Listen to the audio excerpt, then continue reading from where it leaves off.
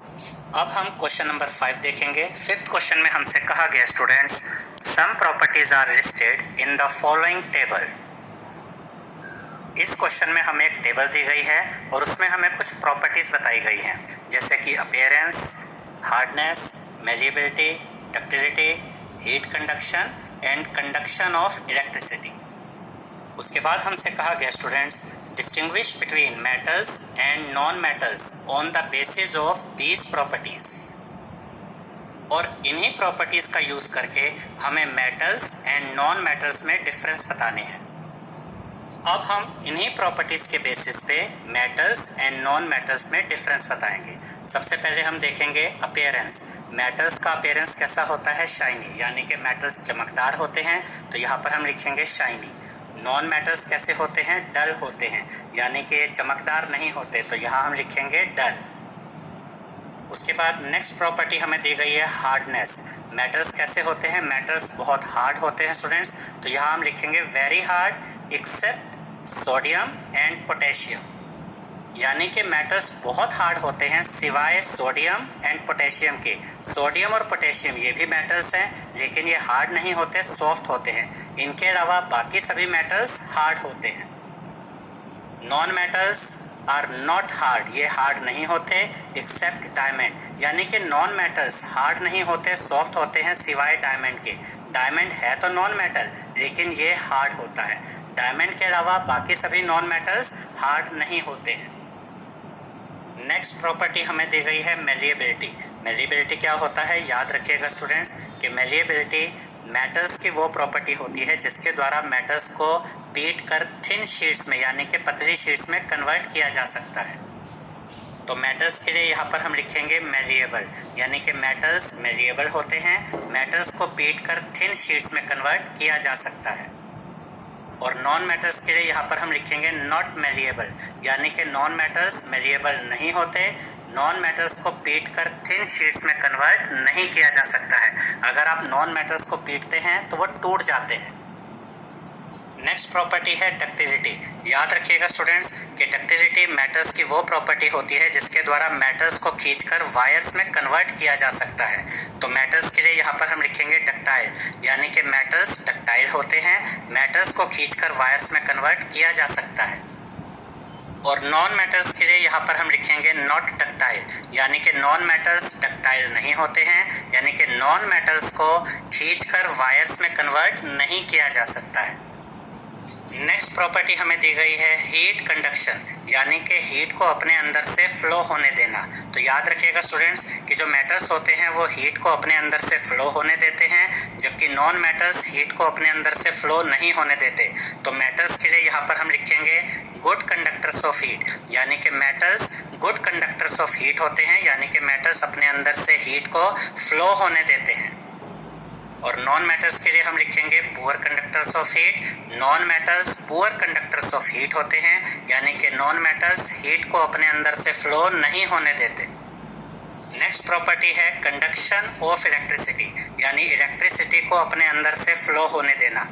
याद रखिएगा students, metals electricity को अपने अंदर से फ्लो होने देते हैं, जबकि नॉन मेटल्स इलेक्ट्रिसिटी को अपने अंदर से फ्लो नहीं होने देते हैं। तो मेटल्स के लिए यहाँ पर हम लिखेंगे good conductors of electricity. Metals good conductor होते हैं इलेक्ट्रिसिटी के, यानी कि मेटल्स अपने अंदर से इलेक्ट्रिसिटी को फ्लो होने देते हैं। और नॉन मेटल्स के लिए यहाँ पर हम लिखेंगे poor conductors of electricity. Non metals poor conductors of electricity होते हैं, यानी कि नॉन मेटल्स अपने अंदर से इलेक्ट्रिसिटी को फ्लो नहीं होने देते हैं।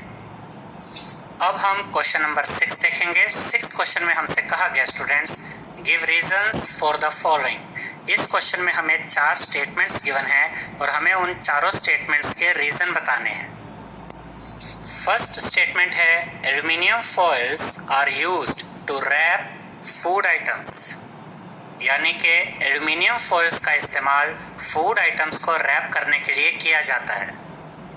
ऐसा इसलिए होता है स्टूडेंट्स क्योंकि जो मेटल्स होते हैं ये गुड कंडक्टर्स ऑफ हीट होते हैं और एल्यूमिनियम भी एक मेटल है, तो इसीलिए एल्यूमिनियम फॉइल्स का इस्तेमाल फूड आइटम्स को रैप करने के लिए किया जाता है, जिससे कि फूड आइटम्स का यानी खाने का जो टेम्परेचर होता है वो मेंटेन रहता है। देखिए यहाँ पर यही आंसर लिखा गया है, it maintains the temperature of food items as it is a good conductor of heat. क्योंकि aluminium good conductor of heat होता है तो एल्यूमिनियम फॉयल में फूड आइटम्स का टेम्परेचर मेंटेन रहता है। टेम्परेचर मेंटेन रहने का ये मतलब होता है स्टूडेंट्स कि खाने की जो हीट होती है वो बनी रहती है।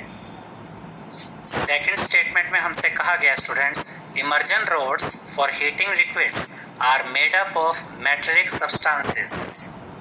इसका ये मतलब है स्टूडेंट्स कि लिक्विड्स को हीट करने के लिए जो रोड्स बनाई जाती है वो मेटेलिक सब्सटेंसेस की बनाई जाती हैं, यानी ये रोड्स मेटल्स की बनाई जाती हैं।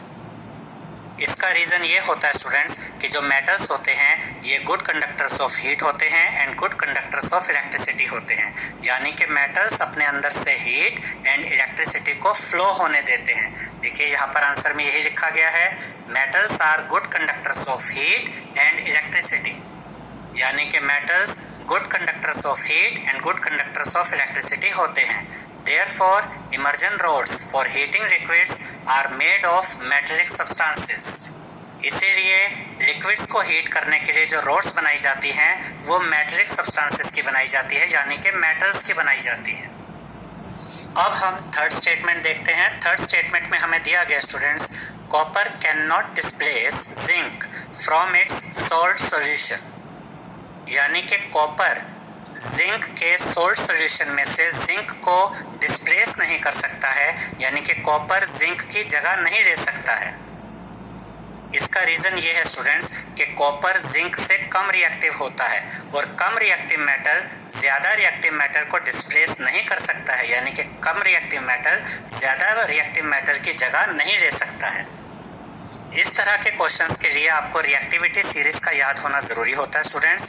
इसके लिए हम आपको सजेस्ट करेंगे कि आप इस चैप्टर का रीडिंग वीडियो ज़रूर देखिए, उसमें हमने आपको रिएक्टिविटी सीरीज दिखाई है। अगर आपको रिएक्टिविटी सीरीज याद है तो आप ये चेक कर सकते हैं कि कॉपर जिंक से कम रिएक्टिव होता है, इसीलिए कॉपर जिंक को डिस्प्लेस नहीं कर सकता है।